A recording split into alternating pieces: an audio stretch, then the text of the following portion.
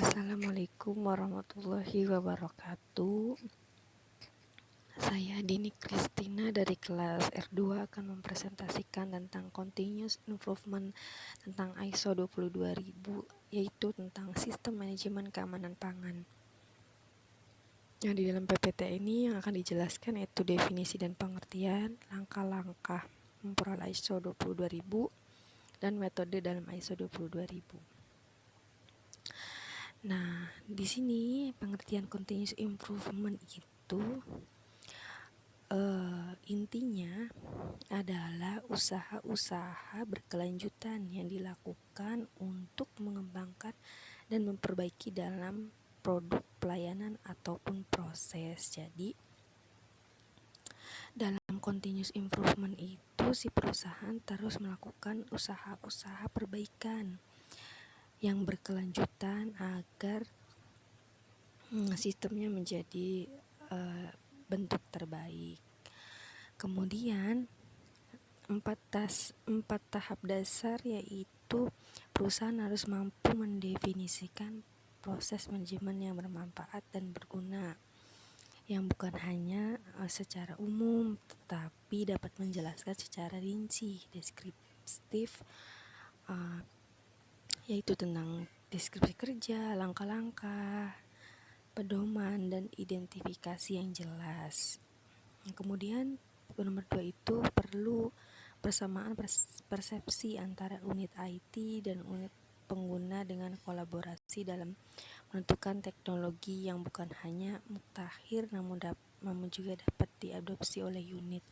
Kemudian 3 itu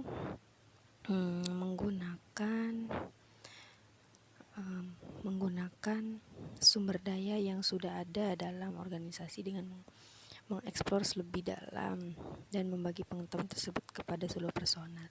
Jadi sumber daya yang sudah ada itu dimanfaatkan. Nah, kemudian si sumber daya yang sudah dilakukan pengenalan tentang ISO ini akan menyampaikan kembali kepada seluruh personal. Kemudian yang 4 itu memanfaatkan kesalahan manusia.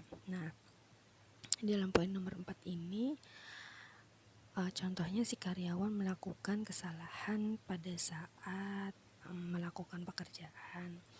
Kemudian perusahaan melakukan identifikasi tentang kesalahan yang dilakukan sehingga akan memperoleh hal-hal yang apa saja yang perlu diperbaiki, seperti itu. Kemudian definisi ISO 22000 itu yaitu tentang keamanan mengenai pangan dan menetapkan persyaratan yang harus dipenuhi oleh organisasi. Nah, dalam perusahaan yang memproduksi makanan, nah ISO ini